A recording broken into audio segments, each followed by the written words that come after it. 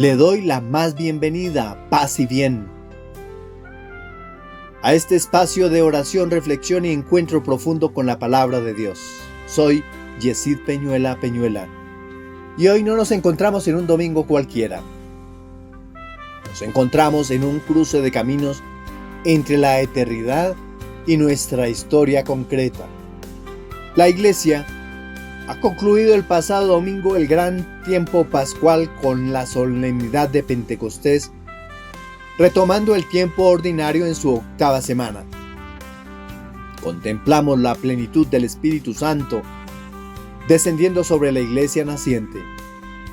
Este fuego que vino a fortalecer a los discípulos, a renovar sus corazones y a impulsarlos a anunciar el Evangelio hasta los confines de la tierra.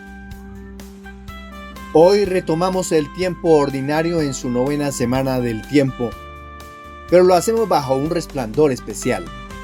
Si el domingo pasado celebrábamos la venida del Espíritu, hoy somos invitados a elevar la mirada hacia el misterio más profundo de nuestra fe, la solemnidad de la Santísima Trinidad.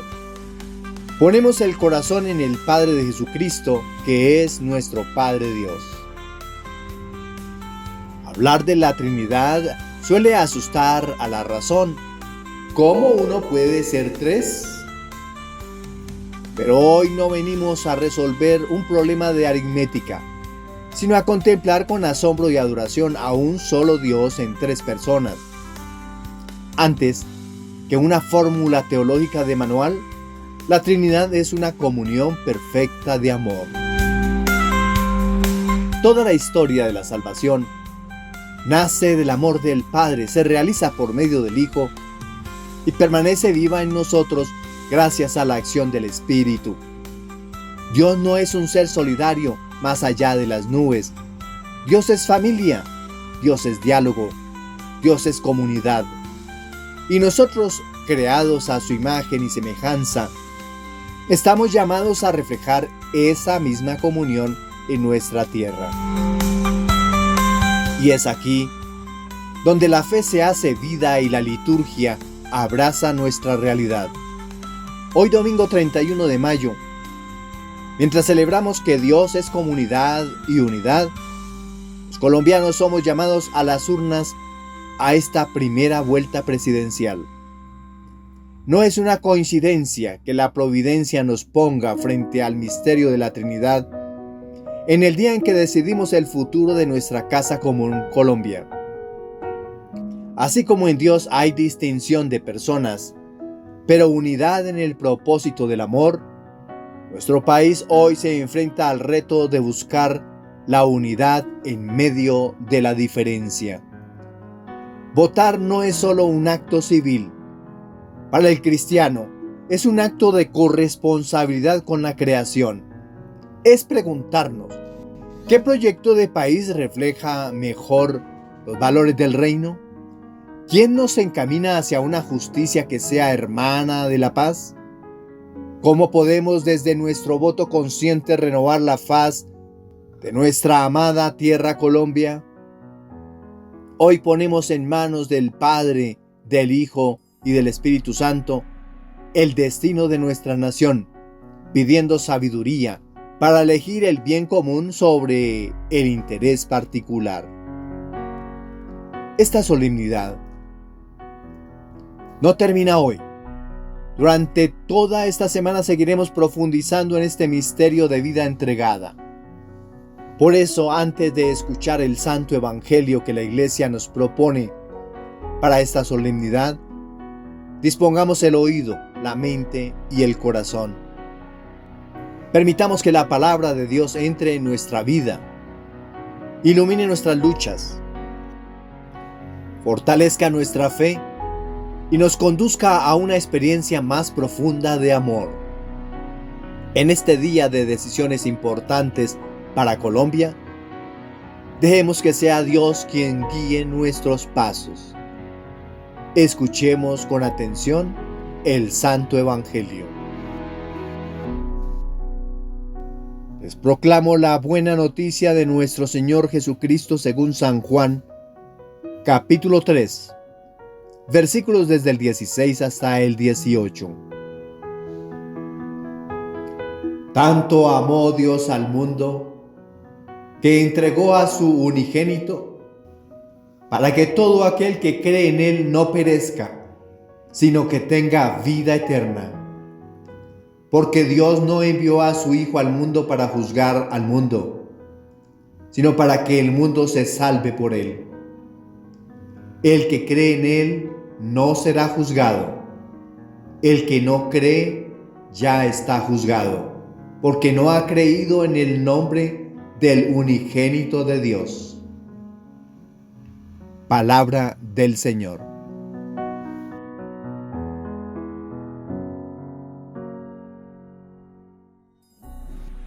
Nuestra reflexión. Nuestra primera lectura. La primera lectura que la Iglesia nos propone para esta solemnidad de la Santísima Trinidad está tomada del libro del Éxodo capítulo 34, versículos del 4 al 16 y del 8 al 9.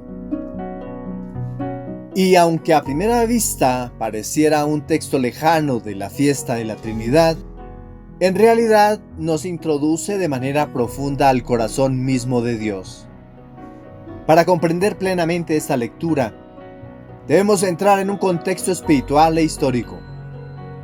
El pueblo de Israel acaba de cometer uno de los pecados más dolorosos de su historia, la idolatría del becerro de oro.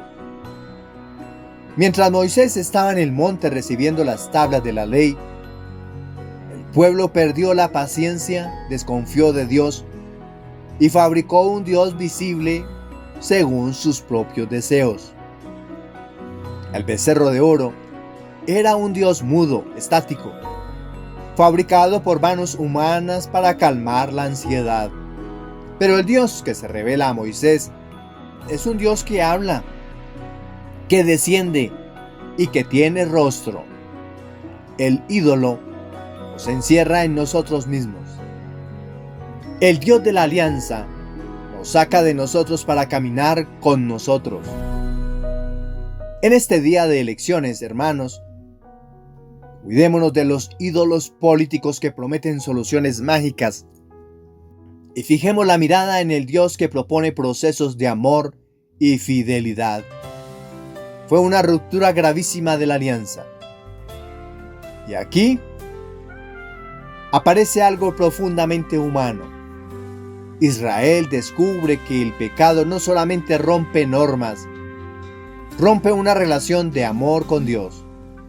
Moisés intercede por el pueblo, suplica misericordia, ruega para que Dios no abandone a su pueblo. Y entonces llegamos a este momento extraordinario del capítulo 34. Dios vuelve a manifestarse, vuelve a acercarse, vuelve a revelar su nombre y, sobre todo, vuelve a revelar su corazón. Por eso, este relato es tan importante, porque el centro no está solamente en Moisés subiendo al monte, ni en las nuevas tablas de piedra, sino en la revelación del verdadero rostro de Yahvé. La bisagra del texto que hemos leído hoy es el versículo 6. Yahvé, Yahvé, Dios misericordioso y clemente, tardo a la cólera y rico en amor y fidelidad. Aquí sucede algo inmenso espiritualmente. Dios mismo se define. No es el hombre imaginando cómo es Dios. Es Dios revelando quién es Él verdaderamente. Y esto tiene un impacto enorme para nuestra vida espiritual, porque muchas veces llevamos dentro imágenes equivocadas de Dios. Un Dios castigador, un Dios lejano, un Dios que vive esperando el error humano para llevar la cuenta. Un Dios imposible de agradar. Pero el Éxodo nos muestra otra cosa. El primer rostro de Dios que quiere mostrar de sí mismo es el de la misericordia. misericordioso y clemente. Es decir, un Dios que se conmueve, un Dios que no abandona, un Dios que tiene paciencia, un Dios que permanece fiel incluso cuando el hombre falla. Y algo bien interesante, tardo a la cólera. Qué diferente es Dios de nosotros. El ser humano fácilmente se llena de ira, resentimiento y deseo de venganza. Pero Dios sabe esperar. Dios da oportunidades. Dios busca la conversión antes que el castigo. Dice el texto que Dios es tardo a la cólera. ¡Qué lección para nosotros hoy en Colombia! En un país donde la respuesta inmediata suele ser el insulto, la división o el resentimiento. Dios nos enseña la pedagogía de la espera y de la paciencia. Elegir bien hoy también significa elegir la paz, elegir la capacidad de escuchar al otro, elegir el camino de la misericordia sobre el de la confrontación. Y continúa el texto bíblico diciendo, rico en amor y fidelidad. La expresión hebrea utilizada aquí habla de un amor firme, estable, de alianza. Se pronuncia aproximadamente Beraj Hesed Behemet. Escuchen bien esta sonoridad, hermanos, porque así suena el corazón de Dios. Beraj Hesed Behemet. Y tiene una riqueza inmensa. Hesed no significa solamente amor en sentido sentimental. Habla de amor fiel, misericordia estable, ternura de alianza, bondad que permanece, amor comprometido. Es un amor que no abandona aunque el otro falle. Y tenemos la última palabra, Behemet, Emet, traducido como verdad o fidelidad. Pero en mentalidad hebrea significa firmeza, estabilidad, confiabilidad, algo sólido que no cambia. Es decir, Dios no ama de manera pasajera, ama con fidelidad constante. Por eso algunos biblistas dicen que la frase completa podría entenderse así: abundante en amor fiel y fidelidad permanente. O incluso desbordante de misericordia y digno de total confianza. Cuando Dios revela su nombre a Moisés, no comienza hablando de su poder infinito, ni de su gloria celestial, ni de su autoridad sobre el universo. Comienza revelando su misericordia. Esto cambia completamente la relación del creyente con Dios, porque el verdadero temor de Dios no nace del terror, sino del asombro ante un amor tan paciente y tan fiel. La palabra misericordioso, Rahum, en hebreo, viene de la misma raíz de útero o entrañas, Regen. Misericordioso, Rahum, útero, entrañas, Regem. Cuando Dios dice que es misericordioso, nos está diciendo que nos ama con amor de madre, con unas entrañas que se conmueven. No es un juez que dicta sentencia desde un escritorio. Es un Dios que siente dolor en sus entrañas cuando ve a su pueblo sufrir o equivocarse. Un amor que no cambia según el estado de ánimo. Dios permanece fiel incluso cuando el hombre es infiel. Y aquí aparece una conexión preciosa con la solemnidad de la Santísima Trinidad.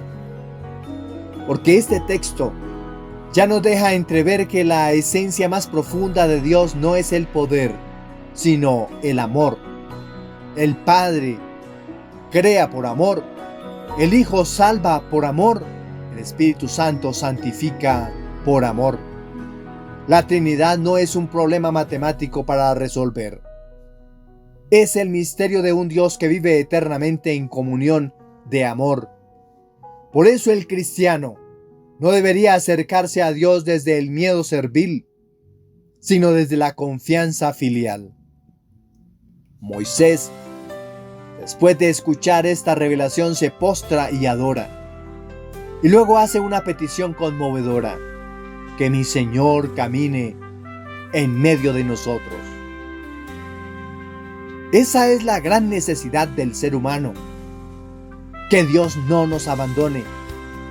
Y esa oración sigue siendo actual hoy en las familias heridas, en los jóvenes confundidos, en los enfermos, en quienes luchan contra el pecado, en quienes sienten que han fallado demasiado. Moisés no pide que Dios les quite los problemas del desierto. Pide que no los deje solos en el camino.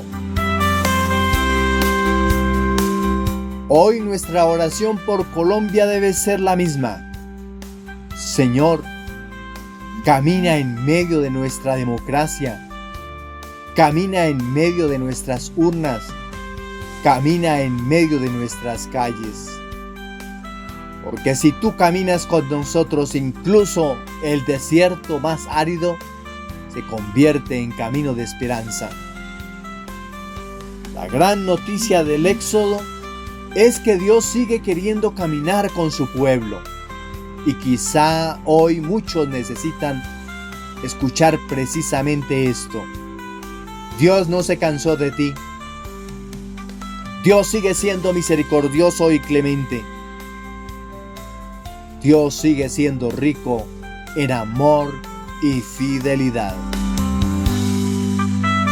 La propuesta del Salmo. El salmo responsorial de esta solemnidad está tomado del cántico del libro de Daniel, concretamente del gran himno de alabanza pronunciado por los jóvenes en el horno ardiente. Y esto ya nos da una clave espiritual importantísima. La verdadera alabanza nace incluso en medio de la prueba. El contexto de este cántico es profundamente conmovedor.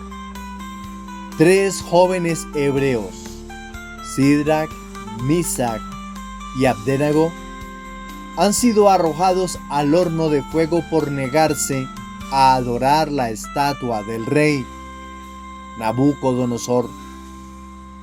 Prefieren permanecer fieles a Dios antes que traicionar su fe. Humanamente hablando, todo parece perdido. El fuego representa la persecución, el sufrimiento y la aparente derrota. Hermanos, los 3 jóvenes estaban en un horno físico, pero nosotros a veces estamos en hornos sociales o políticos. Hoy día, de elecciones, muchos sienten el calor de la incertidumbre, el fuego de la polarización y el temor por el futuro de Colombia. La enseñanza de Daniel es revolucionaria. No esperaron a salir del fuego para alabar. La alabanza no es para cuando todo esté bien. La alabanza es la fuerza que nos permite caminar por el fuego sin quemarnos el alma. Alabar a la Trinidad hoy es decir, Dios es más grande que cualquier crisis. Pero ocurre algo extraordinario.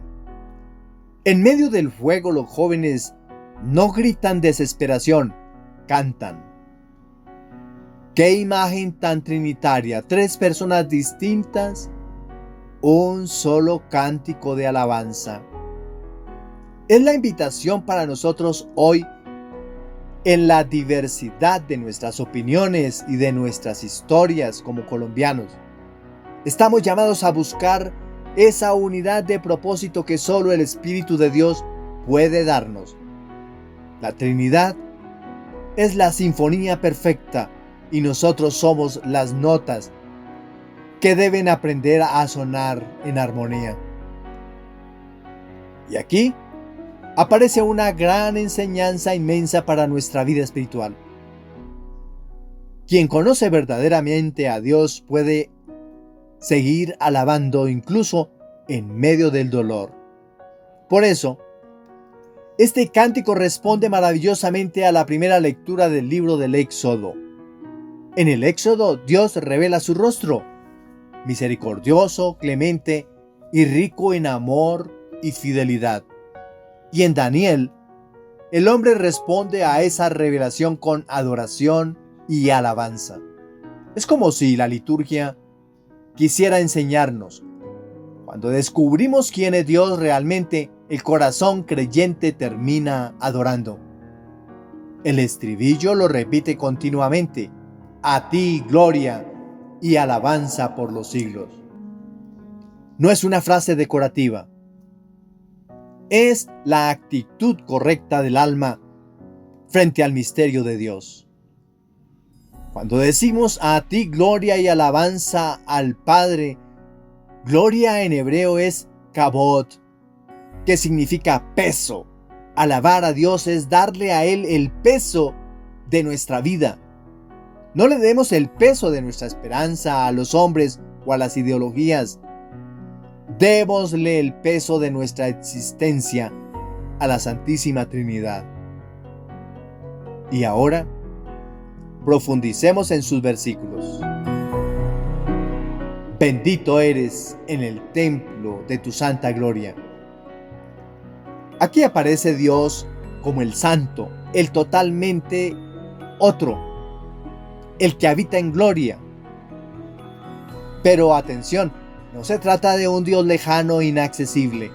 La gloria de Dios en la Biblia no es simplemente brillo celestial, es la manifestación de su presencia viva.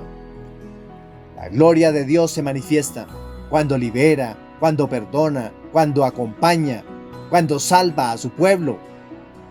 Por eso el templo no era solo un edificio, era el signo de que Dios caminaba en medio de su pueblo. El Salmo continúa diciendo: bendito eres sobre el trono de tu reino. Aquí, el cántico proclama la soberanía de Dios. Los reyes de la tierra pasan, los imperios caen, las ideologías cambian, pero Dios permanece eternamente. Qué importante escuchar esto hoy, en un mundo lleno de inseguridades, crisis y falsas promesas humanas. El creyente recuerda que el verdadero rey sigue sentado en su trono. Y después encontramos una expresión profundamente misteriosa. Bendito eres tú que sentado sobre querubines sondeas los abismos. En la mentalidad bíblica, los querubines representan la cercanía al misterio divino. Y sondear los abismos significa que Dios conoce lo más profundo de la realidad y también lo más profundo del corazón humano. De tu corazón, de mi corazón. Esto es muy consolador, porque a veces nosotros mismos no entendemos nuestras luchas, heridas o miedos, pero Dios sí conoce nuestros abismos interiores. Y aún así, permanece misericordioso. Dice el cántico que Dios sondea los abismos.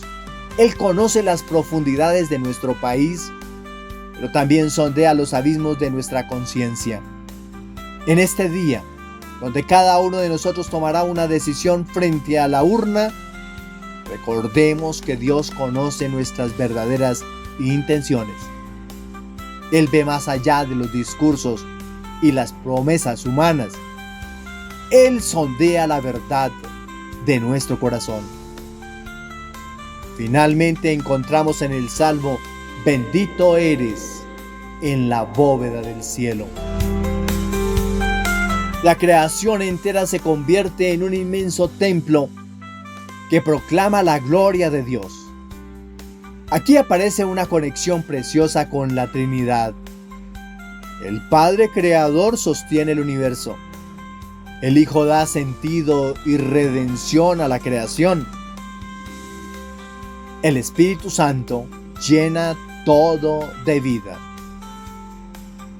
La creación entera canta silenciosamente la gloria de Dios y el hombre está llamado a unirse a ese canto. Por eso, este salmo no es simplemente una respuesta litúrgica, es una escuela espiritual. Nos enseña que la adoración no depende de las circunstancias. La alabanza puede brotar incluso en el sufrimiento. Y quien conoce el verdadero rostro de Dios, termina diciendo: a ti gloria y alabanza por los siglos. Esa es la respuesta del creyente ante Dios, ante ese Dios misericordioso revelado en la primera lectura. Es el momento para que nuestro encuentro sea más interactivo. Piensa en Colombia. Piensa en tu vida y convierte tu sentimiento en oración, reflexionando allí en los comentarios de este video antes de continuar, para que este sentimiento se haga oración. ¿Qué cambio desearías por medio de este salmo para darle a tu vida? ¿Y qué cambio desearías para Colombia? Nuestra segunda lectura. Seguimos ahora con un texto tomado de la segunda carta del apóstol San Pablo a la comunidad de Corinto en su capítulo 13. Y reflexionaremos los versículos del 11 hasta el 13. Nos encontramos ante la conclusión de esta carta del apóstol San Pablo a la comunidad cristiana de Corinto. Pero atención, aunque parezca simplemente una despedida breve y sencilla, en realidad estamos delante de uno de los textos más profundos y hermosos del Nuevo Testamento sobre la Santísima Trinidad. Muchos cristianos piensan que la Trinidad solamente aparece en el Evangelio de Mateo, al finalizar el mismo, cuando Jesús dice: bauticen en el nombre del Padre, del Hijo y del Espíritu Santo. Sin embargo, el Nuevo Testamento contiene varias fórmulas trinitarias. Los estudios bíblicos identifican aproximadamente entre 8 y 12 textos claramente trinitarios, y esta lectura de hoy es una de las más importantes.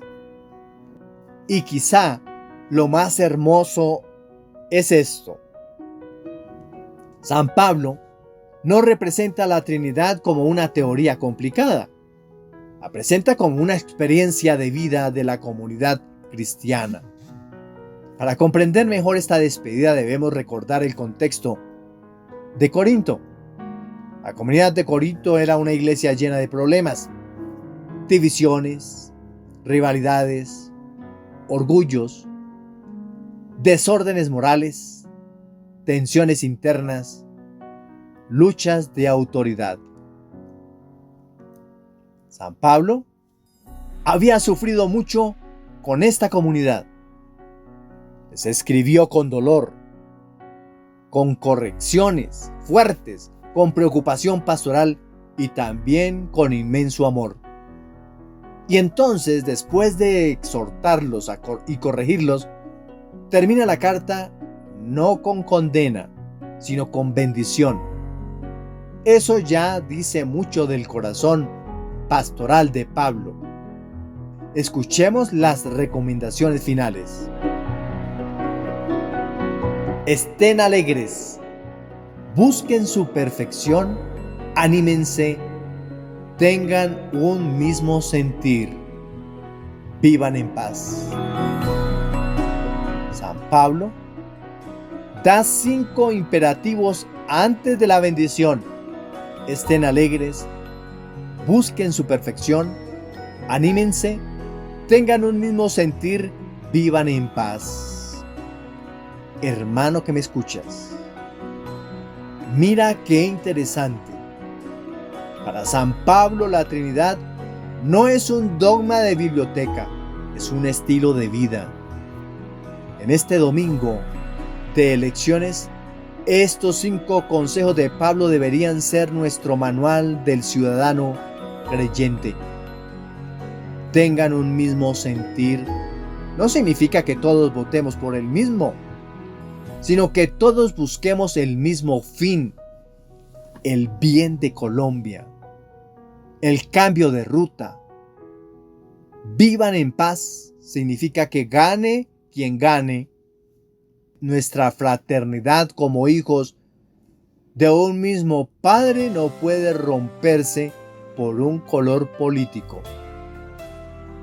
Es impresionante.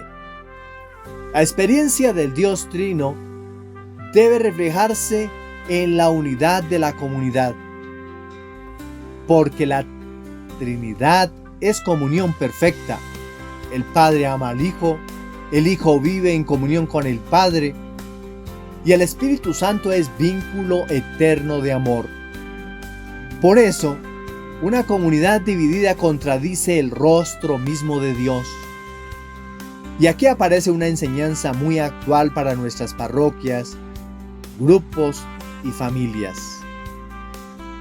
No se puede hablar de la Trinidad mientras vivimos en rivalidades permanentes, en chismes, en resentimientos, en luchas de poder o en indiferencia hacia el otro.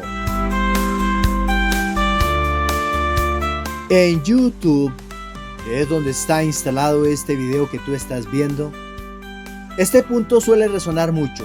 Vivimos en la era del yo, mi, me, conmigo. El algoritmo de las redes sociales nos encierra en nuestra propia opinión. La Trinidad es la antítesis de esto. Dios es un nosotros eterno. Por eso, el cristiano que dice yo no necesito de nadie o mi voto es solo para mi beneficio, no ha entendido la Trinidad. La fe trinitaria nos obliga a pensar en clave de comunidad, de país, de bien común. La Trinidad no es solamente una doctrina para estudiar, es un modelo de comunidad para vivir. Y luego llegamos a la joya del texto, la gran fórmula trinitaria. Dice San Pablo: la gracia del Señor Jesucristo, el amor de Dios y la comunión del Espíritu Santo estén con todos ustedes. Aquí aparece resumida toda la vida cristiana. La gracia del Señor Jesucristo, es decir, la salvación nos viene por Cristo. Es Jesús quien se entrega en la cruz. Es Jesús quien abre el camino de la reconciliación. Es Jesús quien derrama la gracia. Y viene más, el amor de Dios. Aquí Pablo normalmente se refiere al Padre, a Yahvé. Todo nace del amor del Padre, la creación, la elección de Israel, la encarnación del Hijo, la salvación. Todo brota del amor eterno del Padre. Y culmina diciendo, y la comunión del Espíritu Santo. El Espíritu Santo une, crea comunión. El Espíritu hace iglesia. El Espíritu rompe barreras. El Espíritu transforma corazones aislados en un solo cuerpo. Veamos algo interesante. Cuando recibimos una bendición de parte de Dios, podemos pensar en lo siguiente. La gracia de Jesucristo es el regalo inmerecido. En un país que a veces se siente agobiado por la corrupción o la injusticia, necesitamos la gracia que restaura la dignidad del hombre. El amor de Dios, nuestro Padre, es el fundamento. Es el tema que hoy estamos tratando.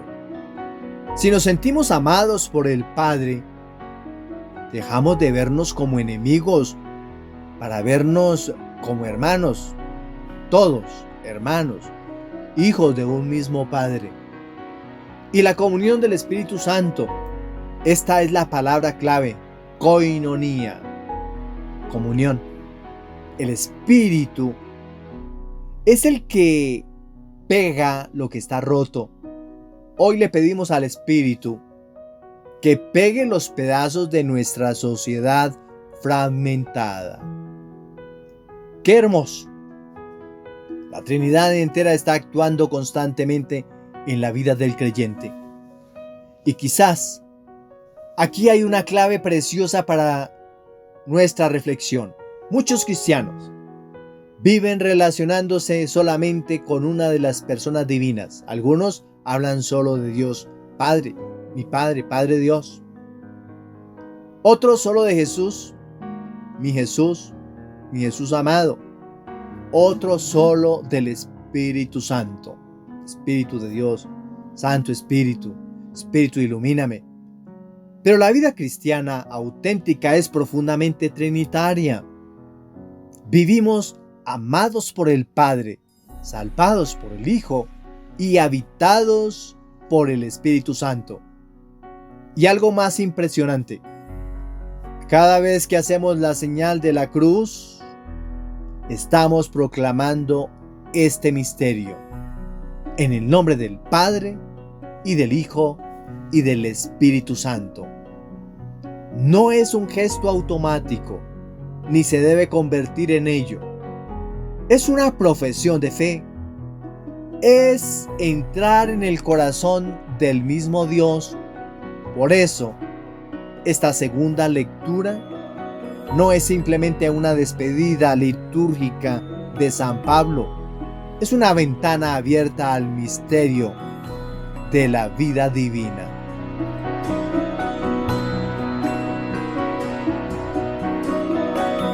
Este ejercicio de la señal de la cruz debemos realizarla hoy cuando vayamos a votar o cuando vean los resultados en la noche. Hagan la señal de la cruz, pero háganla despacio. Al tocar la frente, piensen en el amor del Padre que nos creó. Al tocar el pecho, pensemos en la gracia del Hijo que nos salvó. Y al tocar los hombros, de izquierda a derecha, pensemos en la comunión del Espíritu que nos mantiene unidos. Como uniendo nuestros dos hombros, como uniéndonos no solo a nosotros mismos, sino a los que nos rodean. Que esa cruz no sea un amuleto, sino un compromiso. Yo pertenezco a la familia de Dios y trabajo por la familia de Colombia. San Juan Pablo II decía que la familia es imagen de la Trinidad, como una manera de entender mejor qué significa el misterio de la Trinidad. ¿Misterio de la Trinidad? Es nuestro Dios, tres personas distintas, Padre, Hijo y Espíritu Santo, pero un solo Dios. Así es la familia: un padre, una madre, el Hijo. Los tres son distintos. Cada uno cumple una función distinta, una misión diferente, pero los tres forman la familia. Si en tu casa hoy hay tensiones por la política, mira y repasa la segunda lectura. Pablo le habla a una comunidad dividida y les desea comunión. que la política no divida lo que la Trinidad ha unido en el amor familiar. Y la gran pregunta para nosotros hoy podría ser: ¿nuestras comunidades reflejan verdaderamente la comunión de la Trinidad? ¿Nuestras familias muestran ese amor paciente, esa unidad y esa entrega mutua? ¿O vivimos fragmentados, aislados y divididos? Porque el cristiano está llamado no solo a creer en la Trinidad, sino también a reflejarla con su vida. La propuesta del Evangelio. Llegamos ahora al Santo Evangelio según San Juan capítulo 3, versículos del 16 al 18. Y continuando este camino litúrgico de las grandes solemnidades después de Pentecostés, la Iglesia nos sigue llevando de la mano del evangelista Juan, el evangelista de la profundidad espiritual, del amor y del misterio de Dios. Y esto no es casualidad, porque si hay un evangelista que nos abre las puertas para contemplar el corazón mismo de la Trinidad, es precisamente San Juan. Mientras otros evangelistas nos muestran más los hechos y parábolas de Jesús, Juan nos introduce en la intimidad divina, la relación entre el Padre y el Hijo, el envío del Espíritu Santo, el amor eterno de Dios y el misterio de la salvación. Y el texto de hoy contiene probablemente uno de los versículos más conocidos y más profundos de toda la Biblia. Porque tanto amó Dios al mundo que entregó a su Hijo único. Aquí está resumido todo el Evangelio. Toda la historia de la salvación cabe en esta frase. Y es importante comprender el contexto. Estas palabras aparecen dentro del diálogo entre Jesús y Nicodemo, un maestro de Israel que se acerca de noche buscando respuestas. Nicodemo representa al hombre creyente que todavía no comprende plenamente el misterio de Jesús. Nicodemo buscaba a Jesús de noche. La noche es el tiempo de la duda, del miedo, de la incertidumbre por lo que vendrá. ¿Cuántos colombianos hoy sienten que estamos de noche? ¿Cuántos tienen miedo al futuro? Jesús le responde a Nicodemo y nos responde hoy con la luz de la Trinidad. No miren a los hombres buscando la salvación definitiva. Miren al amor del Padre que nunca nos deja solos. La fe no quita la noche, pero nos da una luz para caminar en ella. Y en medio de esta conversación, Jesús revela algo absolutamente revolucionario. El centro de la relación de Dios con el mundo no es la condena, sino el amor. Porque tanto amó Dios. El texto griego usa una expresión intentísima. Outos gar egapesen ho theos ton cosmon. Outos gar egapesen o theos ton cosmon. Que lo podemos traducir como así amó Dios al mundo. No habla solamente de cantidad de amor, sino de la manera en que Dios ama. Un amor que se entrega, un amor que se dona, un amor que llega hasta el extremo. Y aquí aparece el corazón de la Trinidad. El Padre ama, el Hijo es entregado, y el Espíritu Santo hará posible que el amor habite en nosotros. Hermano que me escuchas, ese autos, así, significa que el amor de Dios no son palabras bonitas, son hechos. Dios no envió un mensaje de apoyo al mundo, sino se hizo carne y se entregó.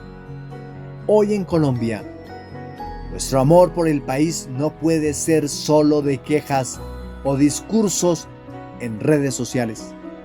Nuestra manera de amar a Colombia, así, al estilo de Dios, es participando, es votando a conciencia, es entregando nuestro pequeño aporte por el bien común.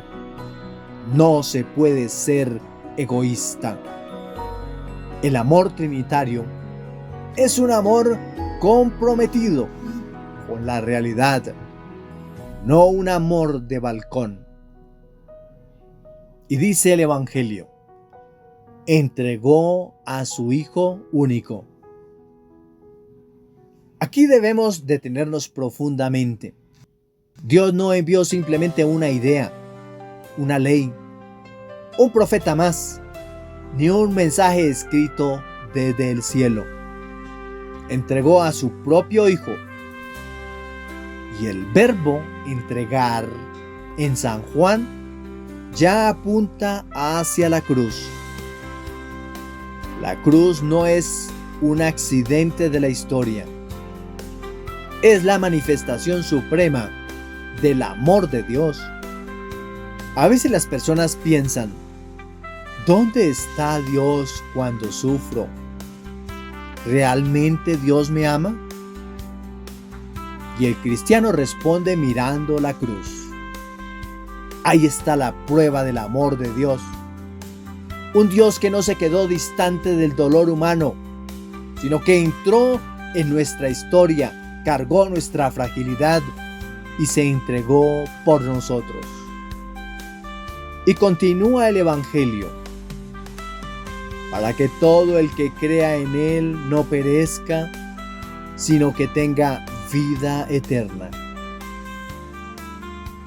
La salvación comienza desde ahora. La vida eterna en San Juan no es solamente vivir después de morir, es entrar desde ya en comunión con Dios. Por eso, creer no significa solamente aceptar ideas religiosas. Creer significa confiar, adherirse a Cristo, caminar con Él, dejarse transformar por su amor. Dice el texto, porque Dios no envió a su Hijo al mundo para condenar al mundo, sino para que el mundo se salve por él. Qué importante escuchar esto hoy. Muchos viven con una imagen deformada de Dios. Un Dios que vigila para castigar, un Dios que disfruta señalando errores, un Dios lejano e implacable. Pero Jesús revela otra cosa. El deseo más profundo del corazón de Dios es salvar. La misión de Cristo nace del amor salvador del Padre. Dice el evangelista Juan que Dios amó al cosmos, pero el cosmos en Juan no es un paisaje bonito. Es el mundo que a menudo rechaza a Dios, el mundo de la guerra, de la corrupción, de la mentira. Dios ama a esa Colombia herida. Dios no ama a una Colombia ideal que no existe. Ama a esa Colombia real que hoy sale a votar. Y si Dios ama tanto a este país que le entregó a su Hijo, ¿cómo vamos nosotros a amarlo cuidando nuestra democracia y buscando la reconciliación?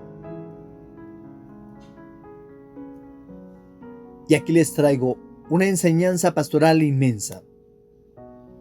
La Iglesia no puede anunciar el Evangelio desde el miedo únicamente. El centro del anuncio cristiano debe ser el amor misericordioso de Dios. Eso no significa negar el pecado. El Evangelio sí habla claramente de la necesidad de conversión. Lo dijo Juan el Bautista en su predicación. Lo dijo Jesús cuando inició su predicación. Lo hizo la iglesia naciente cuando inició el proceso de evangelización. Pero el punto de partida es el amor. Dios busca salvar antes que condenar. Y el Evangelio termina diciendo: el que cree en Él no será condenado. El que no cree ya está condenado. Atención, la condenación aquí no aparece como un capricho de Dios. El problema es cerrar el corazón a la luz. San Juan continuamente contrapone luz y tinieblas, verdad y rechazo, apertura y cerrazón. Dios ofrece la salvación, pero el ser humano puede rechazarla. Y para cerrar el camino trinitario, en esta entrega del día de hoy, miren qué belleza de dinamismo. El Padre entrega, el Hijo se entrega y el Espíritu Santo nos entrega la capacidad de creer. La Trinidad es un flujo constante de generosidad. Por eso el pecado más grande contra la Trinidad es el egoísmo. Es el sálvese quien pueda. Ser imagen de la Trinidad hoy es preguntarnos: ¿qué puedo entregar yo por mi familia, por mi parroquia y por mi país? Y quizá aquí está una de las grandes preguntas para nosotros hoy. ¿Realmente creemos en el amor de Dios? ¿Tú crees en el amor de Dios? Porque muchas veces decimos creer en Dios, pero vivimos llenos de miedo, sintiéndonos indignos permanentemente. Nos creemos los peores porque tenemos una u otra enfermedad, pero hay otros que están peores. Creemos que nos persiguen, creemos que nos miran, creemos que nos señalan, creemos que están hablando a espalda de nosotros. Y buscamos hacia el cielo a ver si vemos a Dios que está a nuestro lado, que de pronto está ahí acompañándonos. No lo vemos. Pensando que Dios ya se cansó de nosotros. Y el Evangelio de hoy nos grita lo contrario. Dios amó tanto al mundo. Y cuando San Juan dice mundo, no habla de un mundo perfecto. Habla del mundo frágil, pecador, herido, contradictorio. Es precisamente a ese mundo al que Dios ama, y ahí entramos nosotros. Si Dios, que es el único que podrá juzgarnos, no envió a su Hijo para condenar, ¿quiénes somos nosotros para condenar al hermano que piensa distinto? La política nos ha enseñado a señalar, a juzgar y a condenar al otro. El Evangelio de hoy nos enseña a buscar la salvación del otro. Que en este domingo de lecciones nuestro lenguaje sea el de Cristo, no de condena, sino de propuesta de vida y de esperanza. Hermano querido que me escuchas, mañana lunes Colombia seguirá siendo Colombia, con sus retos y sus esperanzas. Pero pase lo que pase, hay una verdad que no cambia. Un dato que no depende de ningún escrutinio. Dios te ama así.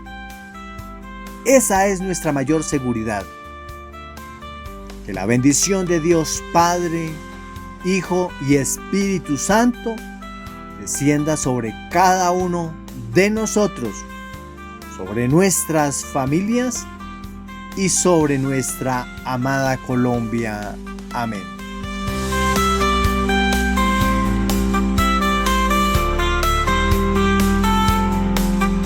Y así, queridos hermanos, llegamos al final de nuestra reflexión para esta solemnidad de la Santísima Trinidad. Hoy la Iglesia no nos ha invitado simplemente a estudiar un concepto teológico complicado. Nos ha invitado sobre todo a contemplar el corazón de Dios. Hemos visto a un Dios que es Padre y nos ama desde la eternidad, a un Dios que es Hijo y se entrega físicamente por nosotros, y a un Dios que es Espíritu Santo y habita en nuestro interior. La Trinidad nos recuerda que en el centro de nuestra fe no hay soledad, ni frialdad, ni indiferencia. En el centro de todo lo que existe hay comunión, amor y vida compartida. Quizá por eso el mundo de hoy necesita tanto este misterio. En tiempos de individualismo, de rupturas y de corazones endurecidos, la Trinidad nos dice que fuimos creados para el encuentro. Hoy, mientras Colombia vive una jornada definitiva en las urnas, recordemos que ser imagen de la Trinidad es buscar la unidad en la diferencia. Que nuestro voto y nuestra conducta ciudadana reflejen que creemos en un Dios que es comunidad. No permitamos que la política nos arranque la fraternidad. Salgamos a construir país con la paz que brota del saberse amados por Dios, que es familia. Si esta reflexión ha iluminado tu fe y te ha dado esperanza para este día y toda la semana, te invito a que nos ayudes a que este mensaje llegue a más corazones. Dale me gusta a este video, pues así YouTube se lo mostrará a otras personas que quizá hoy necesitan una palabra de paz. 3. Suscríbete al canal si aún no lo has hecho, para que sigamos caminando juntos de la mano de la palabra. Y sobre todo, comparte esta enseñanza con tus grupos de WhatsApp, con tu familia y amigos. En un día donde abundan los mensajes de tensión, regalemos una enseñanza que hable de amor y comunión. Durante esta semana, te invito a vivir este misterio. No intenten explicarlo todo. Hay misterios que primero se contemplan y luego se oran y finalmente se viven. Hagamos hoy y cada día la señal de la cruz con una nueva conciencia.